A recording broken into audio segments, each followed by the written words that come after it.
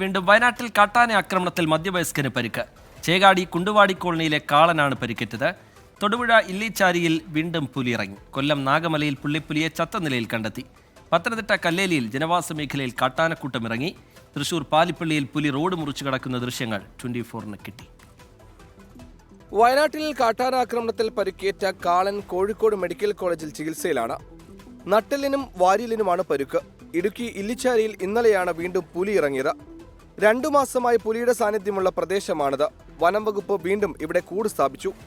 Kollam Thenmala forest റേഞ്ചിൽ നാഗമലയിലാണ് പുള്ളിപ്പുലിയെ ചത്ത നിലയിൽ കണ്ടെത്തിയത്. ഇന്നലെ രാവിലെ 7 മണിയോടുകൂടി സമീപത്ത് ഒരാളെ പുലി ആക്രമിച്ചിരുന്നു. എന്നാൽ ഇതേ പുലിയാണോ ചത്തത് എന്നത് വനം വകുപ്പ് സ്ഥിരീകരിച്ചിട്ടില്ല.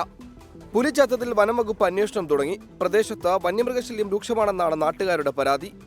ഇന്നലെ രാത്രിയാണ് പാലപ്പള്ളി ജനവാസ മേഖലയിൽ പുലിയെ കണ്ടെത്തിയത്. റോഡിലൂടെ പോയ യുവാവ് പുലിയുടെ ദൃശ്യങ്ങൾ മൊബൈൽ ഫോണിൽ പകർത്തുകയായിരുന്നു. കഴിഞ്ഞ ദിവസം പ്രദേശത്ത് പശുവിനെ പുലി ആക്രമിച്ചു കൊന്നിരുന്നു. പശുവിനെ ആക്രമിച്ച പുലിയാണ് ഇതെന്ന് നാട്ടുകാർ ആരോപിച്ചു. പത്തനംതിട്ട കല്ലേലിയിൽ ജനവാസ മേഖലയിൽ കാട്ടാനക്കൂട്ടം ഇറങ്ങി. പുലർച്ചെ റബ്ബർ തോട്ടത്തിലിറങ്ങിയ കാട്ടാനകളെ ടാപ്പിംഗ് തൊഴിലാളികളാണ് കണ്ടത്. വിവിധ ബ്യൂറോകൾക്കൊപ്പം 24 വയനാട്.